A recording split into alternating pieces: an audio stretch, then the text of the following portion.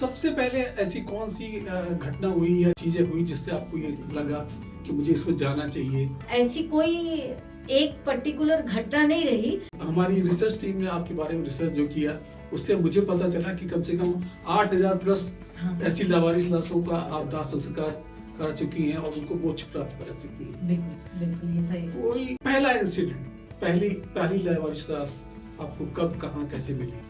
पहली जो लावारिस शव था एक महिला का था और एक मानसिक रूप से विक्षिप्त शेल्टर होम चलता है, वहाँ से मुझे मिला था। आपको एक बात बताती हूँ, आपकी इस बात से एक बात बताती हूँ। हम लोग मजाक में क्या देते थे, मैं जा तू कुत्ते की मौत मरेगा। मैं तो कहती हूँ कोरोना वायरस की तरह ये एक समाज सेवा वाली जो ये वायरस बन करके लोगों में घुस जाए, लोगों में डेवलप हो जाए। जितने भी वृद्ध लोगों का यहाँ पे डेथ होगा तो उनका अंतिम संस्कार मैं मेरे हाथों से करती हूँ। मैं आपको एक केस बताती हूँ। शायद कनाडा में एक परिवार, 2 लड़के रहते हैं और उनके बुजुर्ग पिताजी यहीं पे रहते हैं, तो वो रेगुलर चेकअप के लिए जाते थे। एक बार जब वो गए तो विस्तार की जिस अस्पताल में, तो डॉक्टर ने कहा श्रीवास्तव जी आप जो है एडमिट हो जाइए, आपका कुछ और चेकअप करेंगे और देखते हैं थोड़ा सा कुछ ठीक नहीं लग रहा है।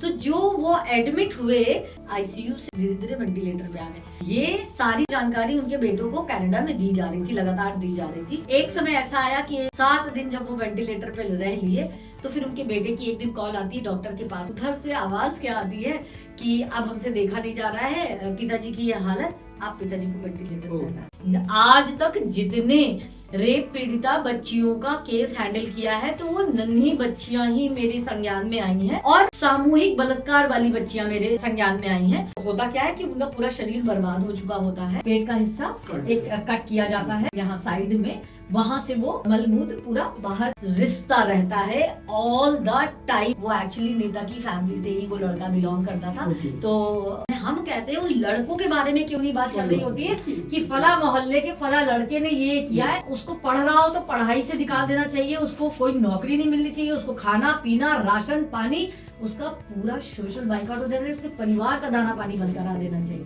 अच्छा, आजकल मैं अक्सर ये देखता हूँ कि झाड़ियों में छोटे छोटे बच्चे मिल रहे हैं, या अब तो ऐसे भी बहुत से केसेस आपके पास आए हैं। हाँ, मुझे 4 या 5 महीने में 17 बच्चे मिले हैं और 17 बच्चों में से 2 लड़के मिले हैं। नवजात शिशु की बात कर रही हूँ मैं, जिनकी तो नाड़ तक नहीं कटी थी। नमस्कार, फर्स्ट टू अर्श टॉक में आपका स्वागत है। मैं आपका दोस्त अजीत श्रीवास्तव आपको 77वें गणतंत्र दिवस की शुभकामनाएं देता हूँ। लोग कहते हैं कि संगम इलाहाबाद में है और वहां पे गंगा यमुना अदृश्य शक्ति सरस्वती का मिलन होता है, लेकिन क्या आप जानते हैं कि संगम लखनऊ में भी? आप सोचेंगे कि मैं ऐसा क्यों कह रहा हूं, तो डेफिनेटली एक गोमती नदी है जो यहाँ पे बहती है, और दूसरा हमारे लखनऊ की तहजीब, शराफत, नफासत और यहाँ की संस्कृति, और तीसरी एक मोक्षदायिनी गंगा यहाँ पे बहती है। इस सब को मिलकर एक संगम बनता है। आइए हम इस संगम में डुबकी लगाते हैं और आपको उस मोक्षदायिनी गंगा से मिलाते हैं जो मृत आत्माओं को मोक्ष पहुंचाती है। इनसे मिलिए। हमारी आज की गेस्ट वर्षा वर्मा जी से आपका बहुत स्वागत है हमारे इस चैनल में। मैंने मोक्षदायिनी गंगा शब्द का इस्तेमाल इनके लिए केवल इसलिए किया हुआ है कि आज के इस युग में जब आपके रिश्तेदार, आपके बेटे, आपके बच्चे भी आपको छोड़कर चले जाते हैं और ऐसी परिस्थितियां हो जाती हैं कि आप जब आपका शरीर दुनिया को छोड़ता है तो वो आपके पास नहीं होते हैं, ऐसी दशा में कोई अगर आपका मोक्ष प्राप्त करा दे तो डेफिनेटली वो मोक्षदायिनी गंगा ही होगी। मोक्षदायिनी गंगा, और गंगा मैंने इनको इसलिए नाम दिया हुआ है क्योंकि वर्षा जी का हृदय ही निर्मल है और इसी निर्मलता की वजह से इतना कठिन कार्य जो शायद एक पुरुष समाज भी नहीं कर सकता, इसको ये कर रही है। चलिए अब इन्हीं से जानते हैं कि इनकी ये यात्रा, इन्हीं के जुबान से सुनते हैं कि कैसे स्टार्ट हुई और कैसे इन्होंने फर्श से अर्श तक पहुंचने की अपनी दूरियां तय की हैं। तो वर्षा जी, आपका पुनः फिर से एक बार नमस्कार है। अब हम ये आपसे जरूर जानना चाहते हैं कि आपने इस ये जो आपने आदर्श शक्ति, आपको नारी शक्ति हुई है, ये इसकी प्रेरणा आपको कहाँ से मिली? प्रेरणा देखिए परिवार से ही मिलती है, या जिस माहौल में आप पल बढ़ रहे होते हैं। आपके जीवन का जो सफर शुरू होता है वो मेरा ये मानना है सीधा सीधा कि परिवार और जिस परवरिश में आप पल बढ़ रहे होते हैं वहीं से शुरुआत होती है, तो इसका बीज वहीं पर पड़ा। बिल्कुल। तो सबसे पहले ऐसी कौन सी घटना हुई या जिस चीजें हुई जिससे आपको ये लगा कि मुझे इसको जाना चाहिए? मतलब ये आपको पैतृक संपत्ति की तरह मिली चीजें, या ये स्वयं आपके दिल से ऐसी चीजें निकली कि हमें करना चाहिए? पैतृक संपत्ति में मुझे सेवा भाव जरूर मिला, लेकिन पर्टिकुलर ये सेवा करनी है ये नहीं मिला। और रही बात जैसे कि आपने कहा कि ये चीजें पहली कौन सी घटना थी, तो मेरे जीवन की सबसे बड़ी विडंबना ये है कि कोई भी कारण जो भी मेरे कार्य क्षेत्र रहा है वो लोगों को लगता है, और जनरली मुझे लगता है कि ऐसा होता है कि कोई एक अप्रिय घटना आपके साथ होती है और उसके बाद में फिर धीरे धीरे आप उसी क्षेत्र में आप अपना विस्तार करने लगते हैं, या फिर आप कुछ ऐसा सोचते हैं। तो ऐसी कोई एक पर्टिकुलर घटना नहीं रही। हाँ, मैंने जैसा कि आपको बताया कि मेरी अपब्रिंगिंग ही सेवा भाव देखते हुए ही सारी चीजें हुई हैं। तो जो सेवाएं छोटी छोटी थी, भविष्य में वो एक बहुत बड़े शोरूम का बहुत बड़ा रूप ले लेंगी, उसका बिल्कुल भी अंदाजा नहीं था। और धीरे धीरे अपना ट्रैक इस क्षेत्र में बना लेंगी, वो भी अंदाजा नहीं था। जब टीनेज चल रहा था हमारा, टीनेज से मैंने सेवाएं शुरू कर दी थी, पढ़ाई के साथ साथ चीजें चल रही थी। तो अस्पतालों में, सरकारी अस्पतालों में जाना, वहां पर तीमारदार लोगों का मदद कर देना, या मरीज के हाथ पैर दबा देना, जूस ले आना, ये छोटी छोटी सेवाएं थी। और इसका सबसे बड़ा बीज पड़ा मेरे ग्रैंड पेरेंट्स थे, जो दादा दादी थे। हमने दादा दादी की खूब सेवा की। वो बड़ा, मुझे जीवन का सबसे ज्यादा सुख अगर मिलता था वो दादा दादी की सेवा में मिलता था। मेरी थोड़ी सी दूरी पे उनका घर पड़ता था, तो रेगुलर जाना, या बीमार पड़ते थे तो वो बिल्कुल पता नहीं था कि वो छोटी सेवाएं हमारा एक ट्रेनिंग पीरियड चल रहा है और एक बड़ा रूप लेने वाली है भविष्य में। फिर चूंकि एक महिला, एक बच्ची जो होती है, उसका करुणा मन होता है, तो वो सारी चीजें रोड पे अगर किसी को डेस्टिट्यूट, लावारिस रूप में देखते थे, या किसी को गैंगरिंग के रूप में देखते थे, या किसी जानवर को ही ऐसा देख लेते थे जो लाचार बेबस होते थे, जो स्वयं की मदद नहीं कर सकते, तो दिल में हमेशा ये टीस उठती थी कि मुझे उनकी मदद करनी चाहिए जो स्वयं की नहीं कर पा रहे हैं। तो वो टीनेज से हमारी चीजें चल रही थी। यही सेवाएं धीरे धीरे अब बड़ी होती गई। उनको हॉस्पिटलाइज कराना, उन लावारिस लोगों को हॉस्पिटलाइज कराना, उनका डेली का, दिन भर का दैनिक कार्यों में नहलाना धुलाना, खिलाने पिलाने का इंतजाम करना, उनके लिए कपड़े लत्ते का इंतजाम करना। इस बीच अगर किसी की डेथ हो जाती थी, अगर ठीक हो गए तो उनको शेल्टर होम में शिफ्ट कर देना। डेथ हो जाती थी तो एक मलाल फिर रह जाता था कि यार मैंने इनको इतनी सेवा की है, एक माँ जैसी भावना, हमारी एक बेटी जैसी भावना उनके साथ जुड़ रही है, तो उनका लास्ट राइट मुझे मिलना चाहिए। तो ये एक टफ प्रोसेस है, सरकारी उसमें कार्यक्षेत्र है, तो इसमें इतना तो आसान नहीं था। लेकिन यही कहते हैं ना कि अगर आपने कोई चीज मन में ठान ली है और तो पूरी कायनात आपको फिर मिलाती है। तो वो कायनात ने मेरे साथ बड़ा भला किया और कायनात साथ आई मेरे, और धीरे धीरे एक एक स्टेप क्लियर करते करते ये कार्यक्षेत्र। और कोरोना में एक सर्विस लोगों को लग रहा था कि सिर्फ रेमडेसिविर इंजेक्शन की या ऑक्सीजन की या बेड की या डॉक्टर की ही कमी है। मैं बताऊं, उस समय एक सेवा ऐसी भी थी, एक कमी ऐसी भी थी जिस पर जल्दी किसी की निगाह नहीं जा रही थी, और वो था निःशुल्क शव वाहनों की या एम्बुलेंस सर्विसेज की। सरकार के नियम अनुसार तरीका ये था कि किसी की डेथ के बाद में बॉडी घर नहीं जानी है, नियरेस्ट क्रिमेशन सेंटर पे जानी है। तो नियरेस्ट क्रिमेशन सेंटर के लिए जो शव वाहन थे, जो एम्बुलेंस सर्विसेज थी, वो बहुत मोटा चार्ज कर रही थी। वो मेरी एक दोस्त की डेथ पे ये प्रॉब्लम मेरे सामने आई, मैंने खुद फेस की, और सेम डे मैंने ये डिसाइड किया कि ये जो आज मैंने प्रॉब्लम फेस की है, नेक्स्ट डे से कोई नहीं करेगा। प्रभु ने मेरे उस नेक सोच को सराहा और उन्होंने साथ दिया और नेक्स्ट डे ही से एक गाड़ी लग गई थी और विद इन 10 डेज मुझे लग रहा है या विद इन अ वीक मुझे लग रहा है कि 3 से 5 गाड़ियां थी और टोटल नंबर्स फिर हमारे 7 गाड़ियां रही उस बीचों और निरंतर लोगों को निःशुल्क सेवाएं मिलती रही। जो कोरोना के समय सिर्फ लखनऊ को कवर कर रही थी वो आज पूरे यूपी को कवर कर रही है। प्रभु की इतनी कृपा बनी हुई है, आप सभी लोगों की इतनी ब्लेसिंग्स है। तो ये एक धीरे धीरे रास्ता बनता गया और कभी सोच के प्लानिंग करके चीजें हमारी लाइफ में कभी सक्सेस हुई ही नहीं है। लोग कहते हैं कि प्लानिंग करनी चाहिए चीजों की, लेकिन मेरे साथ उल्टा है। बिल्कुल कायनात बिल्कुल उसी का सहयोग देती है, उसी का सहायता करती है जो ऐसे पोजीशन करते हैं। और ये तो आपकी मानवता की पराकाष्ठा है कि आप मनुष्य तो मनुष्य मतलब जानवर तक की सेवा करने की सेवा भाव रखती है।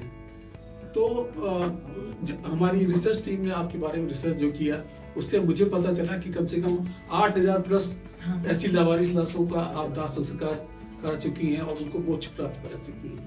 बिल्कुल ये सही। कोई पहला इंसिडेंट, पहली लावारिस लाश आपको कब कहाँ कैसे मिली? पहली जो लावारिस शव था एक महिला का था और एक मानसिक रूप से विक्षिप्त शेल्टर होम चलता है, वहां से मुझे मिला था। और मुझे याद पड़ता है आज भी वो दिन कि मेरे पास पैसे नहीं थे और मुझे ये भी नहीं आइडिया था कि कितने पैसे इसमें लगने हैं।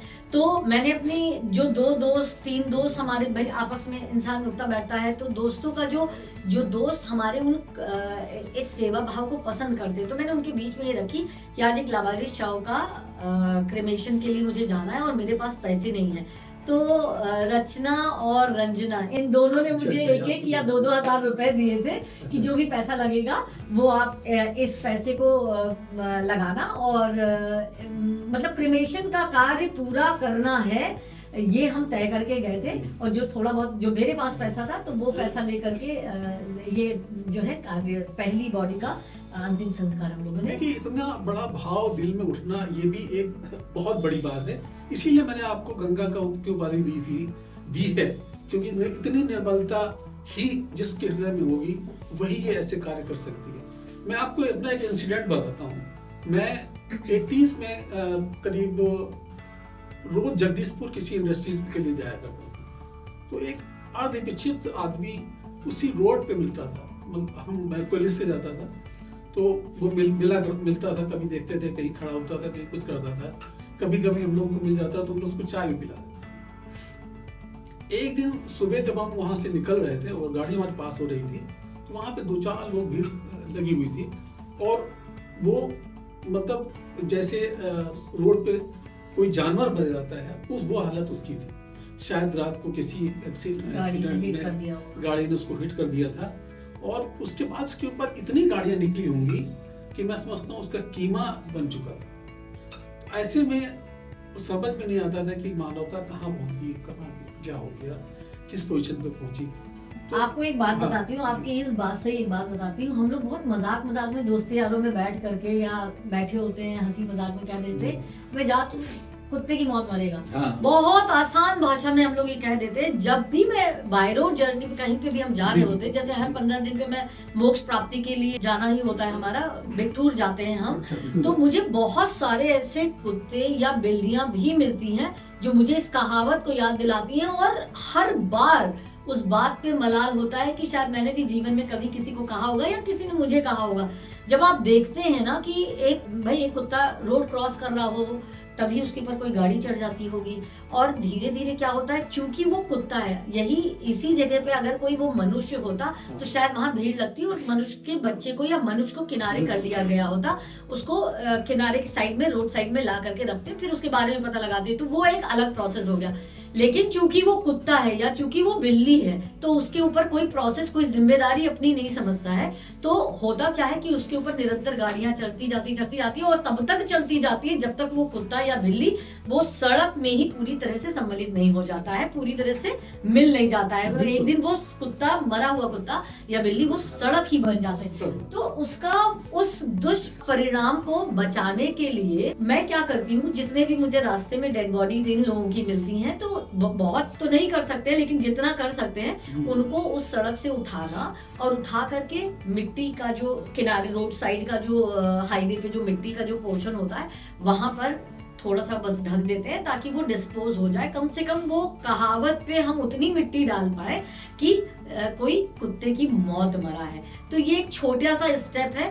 एक्चुअली आपने सही कहा कि आप जा रहे होंगे, आपको उस समय एहसास ही नहीं होगा कि आप क्या कर सकते हैं इस चीज के लिए, नहीं पता होता है, नहीं लोगों को पता होता है। पुलिस भी कुछ करना चाहती है लेकिन पुलिस के ऊपर प्रेशर इतना होता है, पुलिस को भी प्रॉपर प्रोसेस नहीं पता होता है। सेम हाल ये है कि लोग समाज सेवा तो करना चाहते हैं लेकिन उन्हें पता नहीं कि बिगनिंग कहाँ से, पहल कहाँ से करें।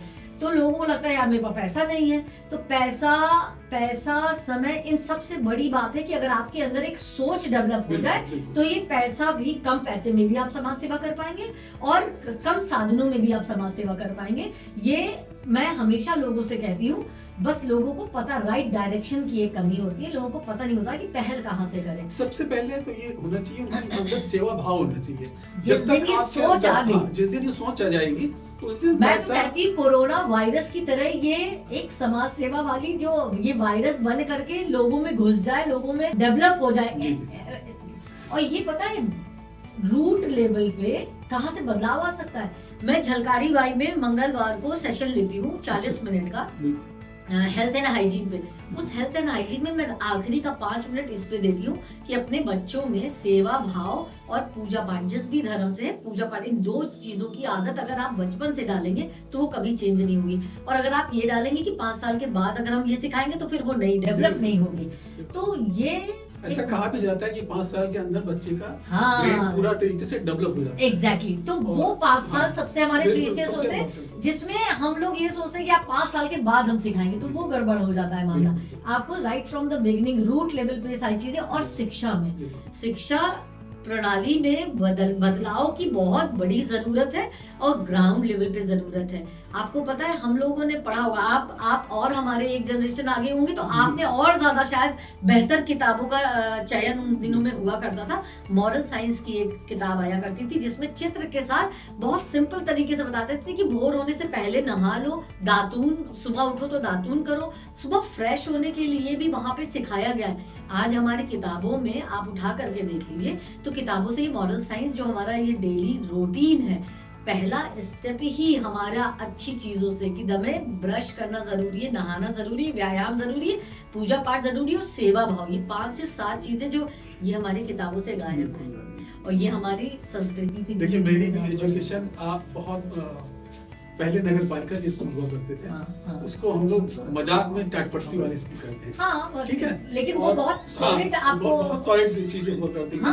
डेफिनेटली हमारे यहाँ ABCD पढ़ाना उस समय 6th क्लास से स्टार्ट हुआ। बताइए कि ठीक है ना, लेकिन इसमें जैसे आपके केस में जैसे मुझे पता चला कि आपकी एजुकेशन भी सरकारी स्कूल से स्टार्ट हुई थी। सरकारी स्कूल से पढ़ी और मैं बहुत प्राउड फील करती हूँ। फर्स्ट से 8th तक जाने के लिए आपको पैसे की या किसी चीज की जरूरत स्कूल की जरूरत नहीं है, प्राइवेट और कॉन्वेंट स्कूल की जरूरत नहीं है। हाँ? आपके आपके अंदर ऐसा जज्बा होना चाहिए, ऐसी चीजें होनी चाहिए। तो वही जैसे आपने कहा कि कायनात अपने आप रास्ता बना देती है, कायनात आपका साथ देती है।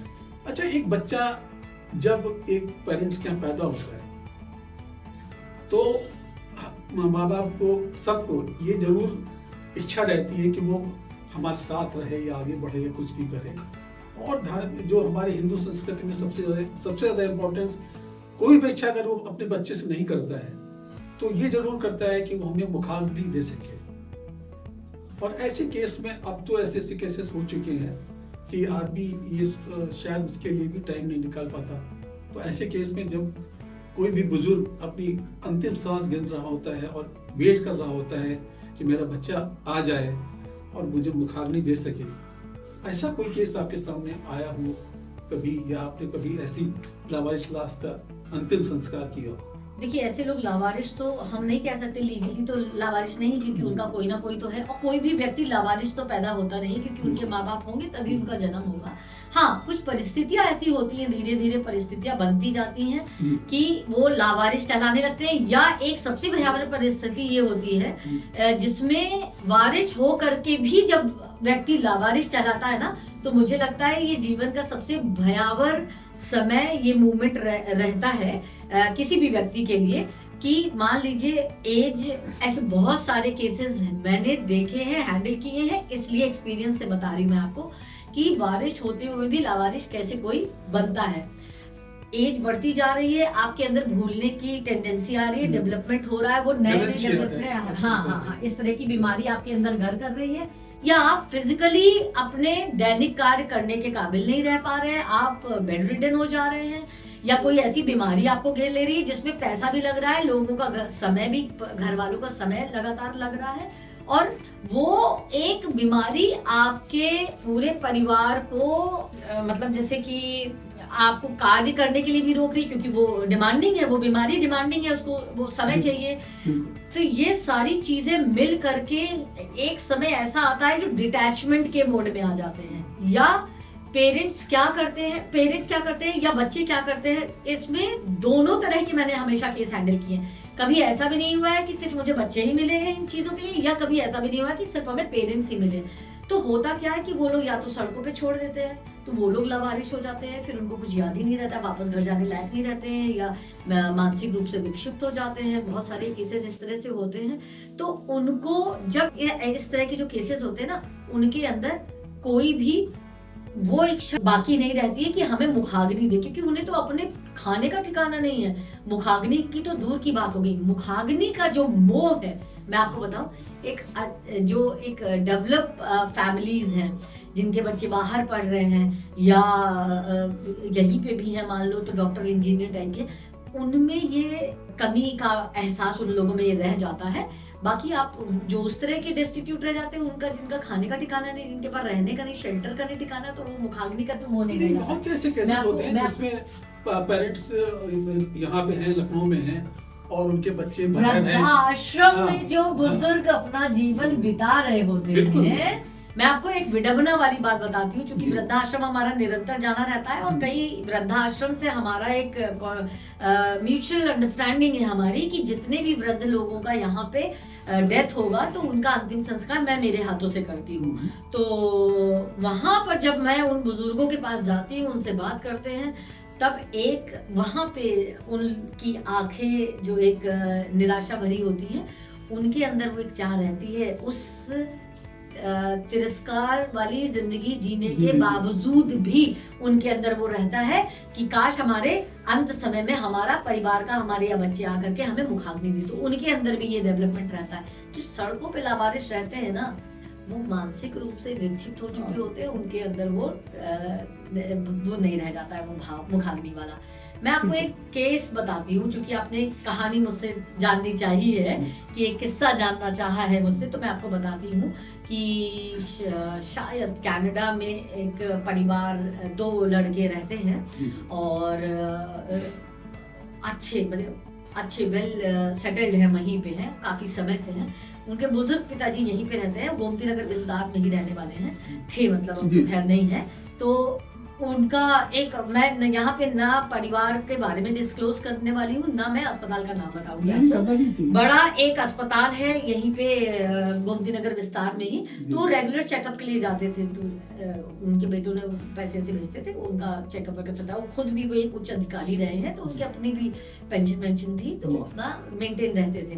तो एक बार जब वो गए तो विस्तार की जिस अस्पताल में, तो डॉक्टर ने कहा कि डॉक्टर साहब, ओ ऐसा है, जो भी उनका, मैं फॉर एग्जांपल मैं बताती हूँ कि श्रीवास्तव जी आप जो है एडमिट हो जाइए, आपका कुछ और चेकअप करेंगे और देखते हैं थोड़ा सा कुछ ठीक नहीं लग रहा है। तो जो वो एडमिट हुए, तो एडमिट होने के बाद में 1 दिन 2 दिन 3 दिन हो गया, और 3 दिन के बाद में वो धीरे धीरे आईसीयू से धीरे धीरे वेंटिलेटर पे आ गए। ये सारी जानकारी, चूंकि वो फैमिली डॉक्टर थे, तो जानकारी उनके बेटों को कनाडा में दी जा रही थी, लगातार दी जा रही थी। एक समय ऐसा आया कि 1 दिन 2 दिन 3 दिन 5 दिन 7 दिन जब वो वेंटिलेटर पे रह लिए, तो फिर उनके बेटे की एक दिन कॉल आती है डॉक्टर के पास में, अब वेंटिलेटर पे है तो पापा से तो बात नहीं हो पाएगी, तो डॉक्टर साहब के पास कॉल आती है कि डॉक्टर साहब ऐसा है ना कि अब हमसे ना देखा नहीं जा रहा है। तो डॉक्टर साहब को लगा कि भाई अब लग रहा है कि अब बच्चे आएंगे कनाडा से देखने के लिए, पिताजी को अब देखने के लिए आएंगे। तो उनके मन में एक ये आया, भाई यहाँ पे रह करके एक डॉक्टर सारी चीजें जिम्मेदारी निभा रहा है तो उसको भी तो लगेगा ना कि परिवार का कोई व्यक्ति आ जाए, कहीं मुझसे कोई गलती ना हो जाए, डिसीजन लेने में मेरे से कोई ना हो जाए। तो उनको ये लगा कि शायद बेटे की कॉल इसलिए आई है कि अब बेटा उनका आएगा देखने के लिए। तो उधर से आवाज क्या आती है कि अब हमसे देखा नहीं जा रहा है, पिताजी की ये हालत, आप पिताजी को वेंटिलेटर पे हटा दीजिए। और वेंटिलेटर का समझ ही नहीं रहे कि प्राइवेट हॉस्पिटल में एक अच्छा खर्चा ही होता है, तो उस खर्चे को बचाने के लिए उन्होंने कहा कि वेंटिलेटर से अब हटा दीजिए, मुझसे देखा नहीं जा रहा है। और मैं पिछले अब आने वाले 3 दिनों के लिए मैंने फ्लाइट बुक कर ली है, और तब तक उसके पिताजी जिंदा थे और उन्होंने ये बात कही कि मैं आज या कल की फ्लाइट से आऊंगा। आने में हमें भाई लग ही जाता है लगभग मेरे ख्याल से 20 घंटे की फ्लाइट कनाडा की होती है। तो मैं आऊंगा, एक दिन मुझे आने में लगेगा, एक दिन मैं ये प्रोसेस करूंगा पूरा क्रिमेशन का, ये सारी चीजें, और फिर कुछ हमें पेपर वर्क करना होगा। पेपर वर्क, आप इतने समझदार होंगे कि पेपर वर्क में क्या होता है इंसान का, तो पेपर वर्क में मुझे 2 से 3 दिन लगेंगे। उसके बाद में हमारी वापसी की फ्लाइट भी मैंने बुक कर ली है, मैं वापस आ जाऊंगा और पिताजी को वेंटिलेटर से हटाया, मुझसे ना उनका ये दुख देखा नहीं जा रहा है। तो वहीं पे किस्सा खत्म, स्वाहा। उसको उन्होंने इमोशनल डाइवर्ट करके क्लोज करने की कोशिश देखा नहीं जा रहा और मानवता कहाँ पे खत्म हो जाती हम है। गरीब लोगों को भी मैंने देखा है, वो अंत समय तक आखिरी एक सांस जब तक बाकी रहती है शरीर में, परिवार पूरा जूझता रहता है, चाहे उनके खेत बिक जाए, चाहे उनकी दुकानें बिक जाए, उनको लगता है नहीं हमारे घर का ये जो भी व्यक्ति है, चाहे बच्चा, माँ बाप, भाई बहन जो भी है, वो जिंदा रहे। हम लोग संघर्ष करते हैं और यही हमारी अपब्रिंगिंग होती है, यही हमारी भारतीय संस्कृति है। हमारे परिवारों में यही देख सुन करके हम लोग पले बड़े हैं, लेकिन समय बदल अच्छा, कभी कभी हम लोग सोचने में मजबूर नहीं होते हैं कि अपने बच्चों को, जिनको हम पढ़ाते लिखाते हैं, इस लायक करते हैं कि वो कुछ बन सकें, और वो कुछ ऐसा बन जाते हैं कि वो अंतिम समय में भी हमारे पास नहीं आ पाते। देखिए, मोह तो आपके अंदर भी ये बात रही ना कि हम उनको कुछ ऐसा बन जाते हैं या बना देते हैं। एक मोह आपके अंदर भी है, बहुत गिव एंड टेक वाला हिसाब किताब है यहाँ पे। मैं लगातार चीजों को जब देखती हूँ ना, तो जो चीजें मुझे नहीं मिली हुई होती हैं, हालांकि मैंने टचवुड उतना मैंने अपनी बिटिया के साथ वो व्यवहार नहीं रखा कि जो मुझे नहीं मिली मैं अब उससे उम्मीद करूँ कि वो कर ले, नहीं, जो उसने चाहा वही कर रही है वो। तो एक सबसे बड़ी बात या सबसे पहली बात तो मुझे लगता है कि परिवार को एक आज का समय ऐसा आ गया है कि एक्सपेक्टेशन नहीं रखनी चाहिए, ना ये रखनी चाहिए कि ये बड़ा होकर के यही बन जाए या आपके सपने जी ले जो आप नहीं जी पाए हैं। दूसरा, आप एक भारतीय जो परिवार है उनमें ये एक हो सकता है मेरी इस बात से लोगों को डिसएग्री करें और लोगों को समझ ना आए, लेकिन प्रैक्टिकल लाइफ जीना आज के टाइम पे बहुत जरूरी हो गया है। और मुझे बिल्कुल नहीं लगता है कि आज के जो हम लोग पेरेंट्स हैं वो हमें इस उम्मीद पे जीना चाहिए कि अभी वो हमारा ये इन्वेस्टमेंट है हमारे बच्चों पे कि हम ये इन्वेस्ट कर रहे हैं, हम 1 करोड़ रुपए लगा रहे हैं इसकी शिक्षा में या अच्छी इसकी जीवन में, और ये हमें वापस आकर के रिटर्न मिलेगा, या ये मेरा बुढ़ापे का सहारा बनेगा, ये मेरे बुढ़ापे का लाठी बनेगा। एक्सक्यूज मी, ये कॉन्सेप्ट खत्म होने का समय आ गया है। कोई आपका लाठी, मैं जहाँ तक समझता हूँ इन सब का रीजन, जैसे आपने अभी बताया कि अगर हम अपने एक तो आजकल न्यूक्लियर फैमिलीज हो गई है, ठीक है, लेकिन जब जॉइंट फैमिली ऐसी हुआ करती थी तो एक दूसरे से इमोशनल टच होता था। और आपने जैसे अभी ये कहा कि हम अगर 5वीं मतलब 5th तक बच्चा तक 5 साल का एज का होता है, उस समय तक उसको ऐसे संस्कार देते रहे तो डेफिनेटली वो एक इमोशनल कनेक्ट बन जाता है, और वो इमोशनल कनेक्ट इस टाइप का बन जाता है कि वो आजीवन उन्हें बताना नहीं पड़ता है कि अंत समय जब मेरा आएगा तो बेटा तुम्हें मुखाग्नि देनी है, ये बताना ऐसा कोई केस नहीं हो सकता है कि वो कहें कि आप वेंटिलेटर से हमारे फादर को हटा दीजिए या उनको मरने दीजिए, ठीक है। और तो ये तो रही बुजुर्गों और ऐसी की बात। अगर हम आपसे ऐसा कोई दर्शकों को आप ऐसा केस बताना चाहती हो जो यंगस्टर्स हो, जिन्होंने अपनी जिंदगी आधी जी हो और आगे और जीना चाहते हो, लेकिन किसी भी वजह से उनका ऐसा हो कि वो इस दुनिया में न रह सके हो, तो उनको आपको मोक्ष दिलाना पड़ा हो, ऐसा कोई केस आपके सामने अभी तक? देखिए इस तरह का उम्मीद कि अच्छे भविष्य की उम्मीद के साथ कोई यूथ या कोई बच्चा तो मैं नहीं कह सकती, क्योंकि मेरे पास ज्यादातर केसेस इस तरह के ही आते हैं जिनके परिवारजन नहीं होते हैं या छोड़ गए होते हैं। मैंने कई सारी ऐसी जो रेप पीड़िता बच्चियां होती हैं उनको मैंने उनका केस हैंडल किया है, लंबे समय तक हैंडल किया है, ट्रीटमेंट से लेकर के डेथ तक और डेथ से लेकर के क्रिमेशन तक वो जर्नी पूरी मैंने जी है।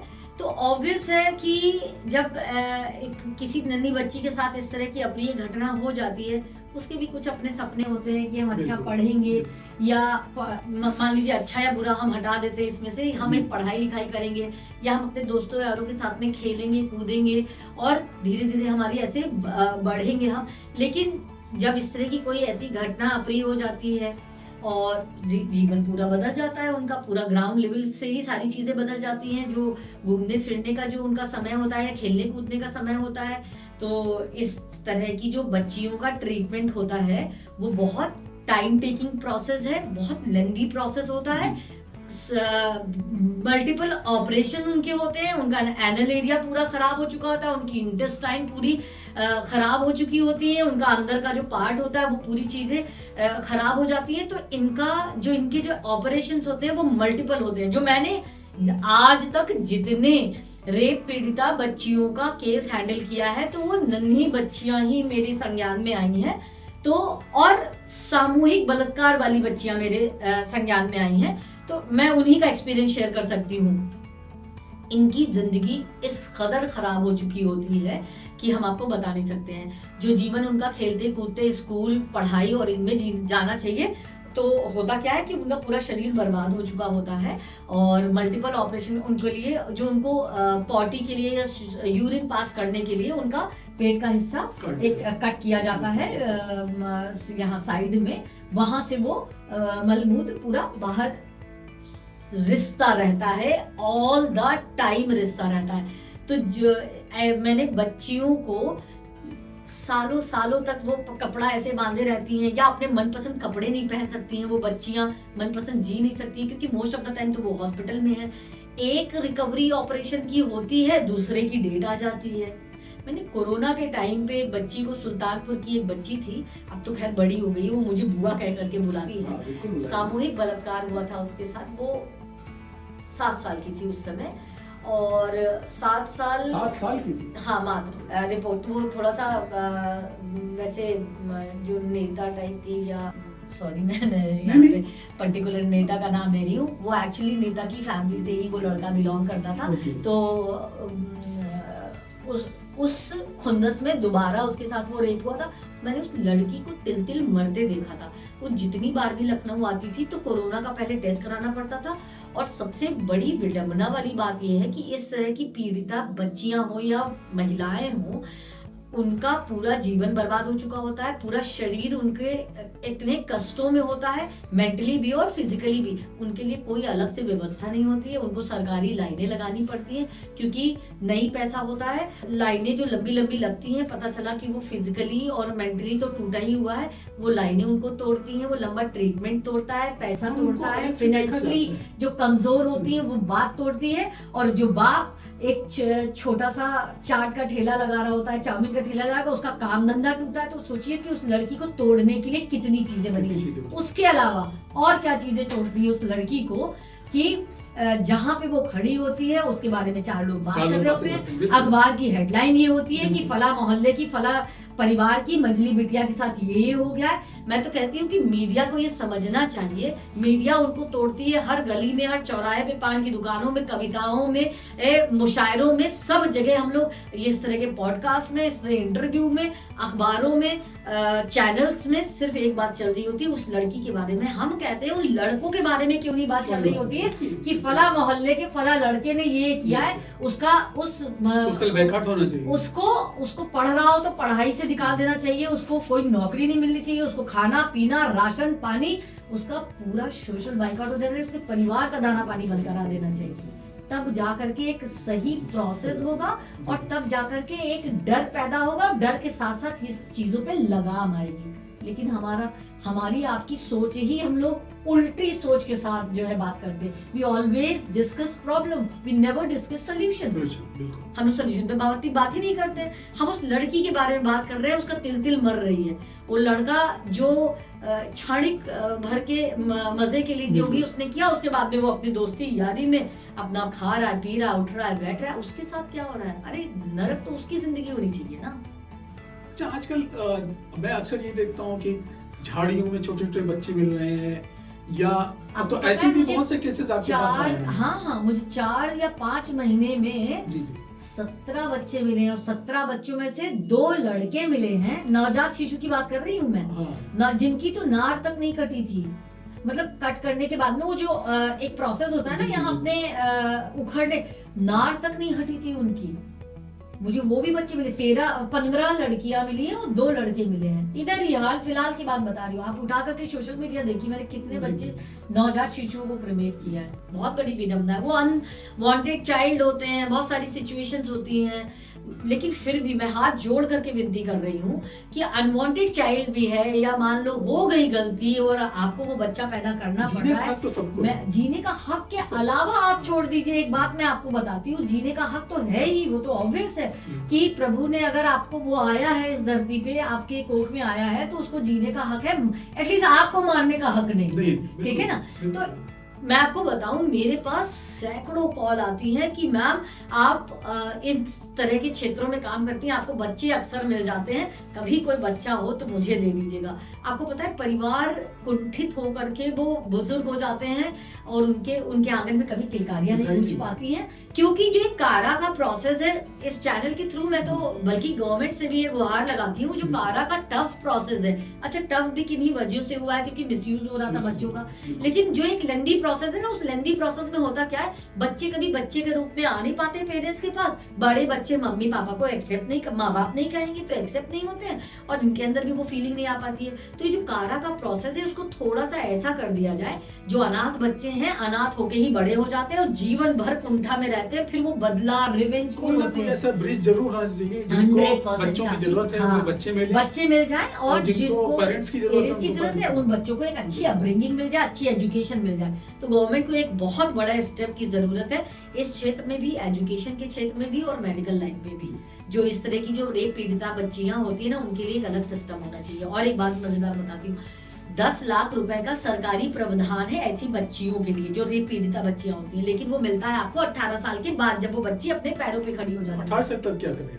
18 साल तक क्या करें? दर बदर नहीं, ये देखा जाए तो किसी वजह से माँ बाप उस पैसे को, या कोई उसका पैसे का मिसयूज ना हो, इसलिए ये रूल है। लेकिन आप उसका ड्रॉबैक देखिए, अभी फर्स्ट स्टेप पे तो उसको अच्छा ट्रीटमेंट नहीं मिल पा रहा है, अच्छा खान पान नहीं मिल पा रहा है, अच्छी मेडिकल सुविधा नहीं मिल पा रही है, तो 18 साल तक पता नहीं वो जीवित बचेगी भी कि नहीं बचेगी, कि वो उसको उस पैसे को अपना सही यूज ला पाएगी। तो एक प्रावधान ऐसा जरूर हो जाए कि मेडिकल फैसिलिटी उसको 0 होनी चाहिए और फ्री ऑफ कॉस्ट होनी चाहिए।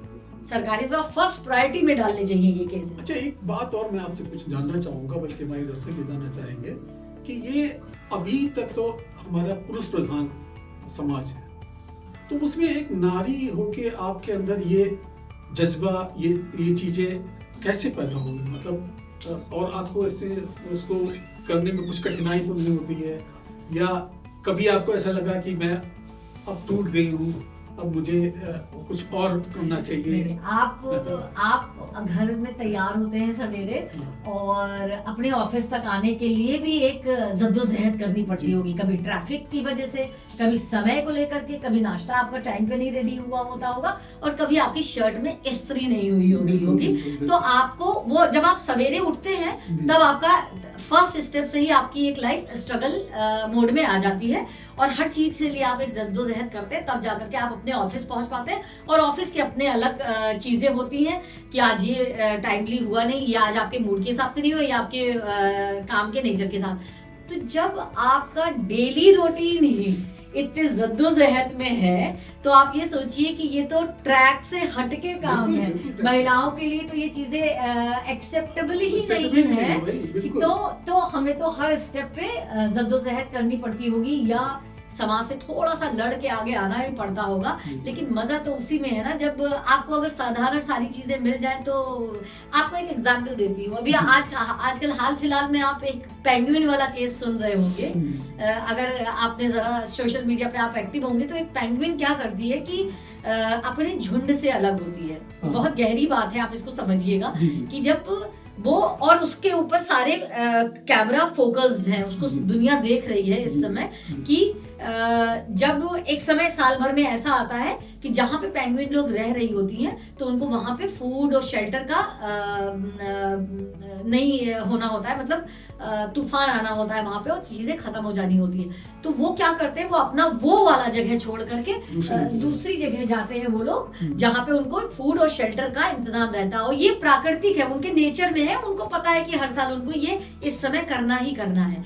उसी बीच में एक पेंगुइन एक बार पीछे मुड़ करके अपने झुंड को देखती है और आगे बढ़ जाती है। वो दोबारा पलट के भी नहीं देखती है और वो पहाड़ों की चोटियों को चुनती है। वो जा करके उन चोटियों में उसको ये बात पता है कि वहां पे हमें फूड के लिए भी स्ट्रगल है, फूड इनफैक्ट वहां नहीं मिल रहा है, वो मेंटली प्रिपेयर है, और उसको शेल्टर के लिए भी स्ट्रगल है। लेकिन उस एक इकलौती पेंगुइन ने वो रास्ता चुना और चुनने के बाद उसका दृढ़ इच्छा, सोचिए कितनी तगड़ी हुई होगी, उसको जीवन में जो हासिल करना था, चाहे वो मोह से दूर भागना चाह रही हो, जीवन की भागम भाग से दूर भागना चाह रही हो, लेकिन उसने एक अपना अलग रास्ता चुना और अपने आप को प्रूव किया। और इस समय पूरी दुनिया सिर्फ उसके बारे में, उस पेंगुइन के बारे में बात कर रही है। तो जब आपको कुछ समाज के लिए बेहतर करना होता है, एक बदलाव लाना होता है, और या आप कुछ अलग करना चाहते हैं, तो आपको वो झुंड छोड़ करके अलग रास्ता चुनना होता है, जाना होता है। तो मैं वो शायद पेंगुइन 2007 की थी या 17 की थी, और मैं वो पेंगुइन हूँ जिसने अपना घर औंधा, अपनी चीजों से थोड़ा रुख मोड़ा और अपनी सुख सुविधाओं को छोड़ करके। मेरी अपब्रिंगिंग एक ऐसे परिवार से हुई है, वी आर गोल्ड स्मिथ, कि मेरे पास किसी चीज की कोई कमी नहीं रही। हम खिलौने से ज्यादा सोने चांदी से हमने खेला है। शादी के बाद हमारे हस्बैंड एग्जीक्यूटिव इंजीनियर है पीडब्ल्यूडी में, तो एक उच्च अधिकारी है। तो लेकिन जब आपको जीवन में कुछ नया बदलाव लाना होता है, कुछ चेंज लाने होते हैं, कुछ आपको अपने मन का करना होता है, तो सुख सुविधाओं का मोह त्यागना पड़ता है। वो त्यागा है और मुझे लगता है कि मैं बिल्कुल राइट डायरेक्शन में हूँ ये सब त्याग करके। आपने एक वृद्ध लोगों को उनके बच्चों की तरह, युवाओं को उनके पेरेंट्स की तरह और बच्चों को उनकी माँ की तरह उनको अंतिम विदाई दी, मोक्ष प्राप्त कराया। इसका प्रोसेस क्या है? मतलब अगर right from the beginning you want to know the process. मैं इसलिए आपसे बात ये कर जानना चाहता हूँ कि हो सकता है आपकी हमारी स्टोरी सुन के कुछ लोग प्रेरित हों और वो अपने सिटी में इस चीज को करना चाहें, तो वो कैसे करें? बिल्कुल, देखिए इसका प्रोसेस धैर्य के साथ शुरू होता है और धैर्य पे ही खत्म होता है। और अगर कोई भी व्यक्ति इन कार्यों को शुरू करना चाह रहा है, तो कुछ अगर उसको ये लग रहा है कि भविष्य में मुझे इन कार्यों से कुछ मिल जाएगा, तो भूल जाइए। जब उस मोह को त्यागेंगे और धैर्य के साथ चलेंगे, तब आपको मिल पाएगा। मैं प्रोसेस बताती हूँ आपको। जो सड़कों पर लावारिस लोग होते हैं, अगर मुझे कोई डेड बॉडी मिलती है तो मुझे थाने में, जो नियरेस्ट थाना होता है, जो उस लोकेशन का थाना होता है, वहां पे मुझे इन्फॉर्म करना होता है, या थानेदार को मिलता है तो वो लोग मुझे इन्फॉर्म करते हैं। हर थाने पे, अस्पतालों में, मॉर्चरी में मेरे नंबर वायरल है, सारे लोग कांटेक्ट में मेरे रहते हैं। तो अगर मुझे मिलती है तो लीगली, मैं लोगों को लगता है कि ये प्रोसेस ऐसा होता होगा कि मुझे कोई डेड बॉडी मिली सड़क के किनारे और मैंने उठाया और क्रिमेट करा दी, ऐसा नहीं होता है। इसका एक ड्रॉबैक बताती हूँ, मतलब क्यों नहीं हो सकता है ऐसा कि मान लीजिए किसी ने कोई कत्ल करके डाल दिया, ठीक, या मान लीजिए मैंने कोई कत्ल कर दिया, हाँ मैंने कोई कत्ल कर दिया किसी का और ले जाकर के क्रिमेट कर दिया, तो किसी को कैसे पता चलेगा कि ये मर्डर है या क्या है? तो इसका एक प्रोसेस है। वो प्रोसेस ये होता है कि हमें थाने पे इन्फॉर्म करना होता है, फिर उस जहाँ पे वो बॉडी मिलती है उसकी बाकायदा पूरी फोटोज खींची जाती है, एक नोटिस चस्पा किया जाता है उस थाने में और आसपास के इलाके में कि फोटो के साथ में कि ये डेड बॉडी मिली है। अगर इसका कोई जानकार व्यक्ति मिला हो, और आसपास लोगों को पता ही चल जाती है जब डेड बॉडी मिलती है, तो लोग बताते हैं कि फला है या नहीं है। तो ये नोटिस चस्पा करने के बाद में अगर कोई क्लेम करता है बॉडी को तो ले जाता है, तो वो ले जाए, और अगर कोई बॉडी नहीं क्लेम कर पाता है तो उस बॉडी को 72 घंटे के लिए फिर मॉर्चरी में जो रखाई जाती है, और उसके बाद अगर बॉडी क्लेम नहीं की किसी ने तो उसका पोस्टमार्टम होता है। पोस्टमार्टम में आपको पता चलता है महिला है तो वो प्रेग्नेंट तो नहीं थी, या रेप तो नहीं हुआ था, या किन वजहों से जहर दे के मारा गया, वजह पता की जाती है उस पोस्टमार्टम से।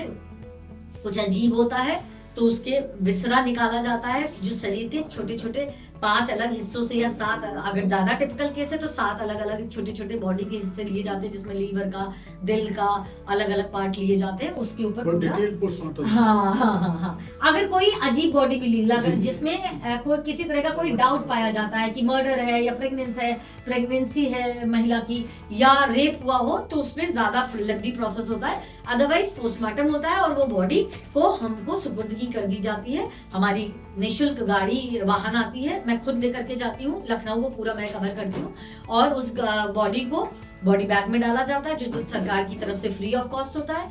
बॉडी बैग को में बॉडी को डाल करके हमारी गाड़ी में लोड होती है, फिर हम उसको इलेक्ट्रिक क्रिमेशन कराते हैं। और इलेक्ट्रिक क्रिमेशन इसलिए ताकि 2 चीजों का हमारा बचाव होता है, एक तो हम प्रकृति को बचा पाते हैं, और एक हम चूंकि पेड़ भाई लकड़ी वाला अगर क्रिमेशन कराएंगे तो एक तो उसमें उसका खर्चा हमारा 3 गुना 4 गुना ज्यादा का खर्चा होता है, प्लस लकड़ी को हम कई कुंटल लकड़ी को जलाने से बचा पाते हैं।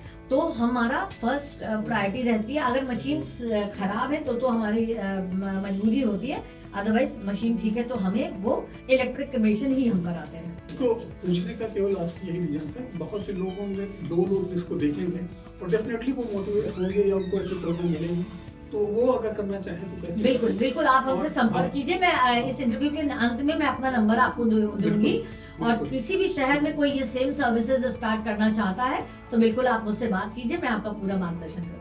आपने उन लावारिस बुजुर्गों को, युवाओं को, बच्चों को का अंतिम संस्कार कराया, उनको मोक्ष की प्राप्ति कराई। ऐसी नारी शक्ति को हम सब सलाम करते हैं। और मैं तो हर देखने वाले शख्स से या लोगों से ये रिक्वेस्ट करूंगा, और यहाँ तक इतने अच्छे अच्छे जो कार्यक्रम करोड़पति जैसे लोग चल रहे हैं, जहाँ पे गंगा की सफाई के लिए लोगों को पुरस्कृत किया जाता है, या बहुत सी ऐसी जगह है जो लोग छोटे छोटे कामों के लिए पुरस्कृत करते हैं, उनसे मैं रिक्वेस्ट करूंगा कि हमारी मोक्षदायिनी गंगा को जरूर पुरस्कृत करें, और इनको, ताकि इनसे प्रेरणा लेके लोग उसके ऐसे कार्यों में सम्मिलित हों और समाज के लिए कुछ न कुछ कर सकें। देखिए, हमें पुरस्कृत करें या ना करें, लेकिन इस जर्नी से कुछ सीखें, या हमें एक ऐसा मंच दे दें जहां हम अपनी बात रख पाएं, और बात रखने से अगर मेरे मरने से पहले अगर मुट्ठी भर लोग भी प्रेरित हो जाते हैं और इन अंतिम विदाई में अगर अपना कंधा साथ में कर देते हैं, तो मेरे लिए विजय वाली बात होगी। पुरस्कृत करने का कोई मायने नहीं है। हाँ, जैसे कि आप ये चैनल हो सकता है उन लोगों के पास जाए जो वाकई में इन बातों से प्रेरित हो जाए, इस कहानी से प्रेरित हो जाए, और उन अंतिम जो लोग विदा ले रहे हैं उनका कंधा बन जाए। तो हमारे लिए, हमारे जीवन का जो अगर सक्सेसफुल हो गया, हमारी लाइफ वहीं पे सक्सेसफुल हो जाएगी, तो ये ज्यादा जरूरी है। देखिए, हमारे इस चैनल का उद्देश्य यही है कि ऐसी कहानियों से हम आप सबको जोड़ें जो वाकई में इतनी सच्ची हो और प्रेरणादायक हो। मेरा पुरस्कृत करने का कहने का तात्पर्य केवल इतना था कि ऐसे लोगों को सम्मानित जरूर करना चाहिए, और उससे उनको प्रेरणा मिलती है, और उनकी प्रेरणा से दूसरों को प्रेरणा मिलती है।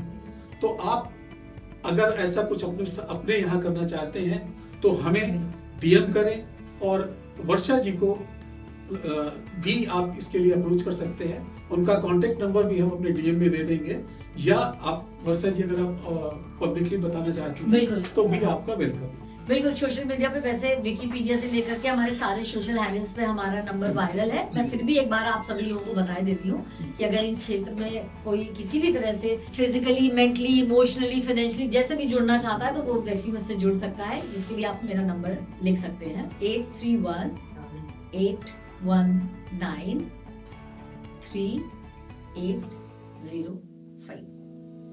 and it's a VERSHA Verma, वर्षा वर्मा, और मैंने अपना नंबर बता दिया। मैं तो आज से वर्षा वर्मा जी के आगे एक नाम और बढ़ाना चाहता हूँ, मोक्षदायिनी गंगा, लखनऊ की गंगा वर्षा वर्मा जी। आपका बहुत बहुत धन्यवाद। Thank you so much. आपने हमें समय दिया और मैं अपने दर्शकों से जरूर कहना चाहूँगा कि आपको अगर ऐसी प्रेरणा इस यहाँ से हमसे मिलती है या इनकी बातों से आपको मिली तो आप इसलिए जरूर आगे बढ़ें और समाज के लिए कुछ ना कुछ करें। धन्यवाद।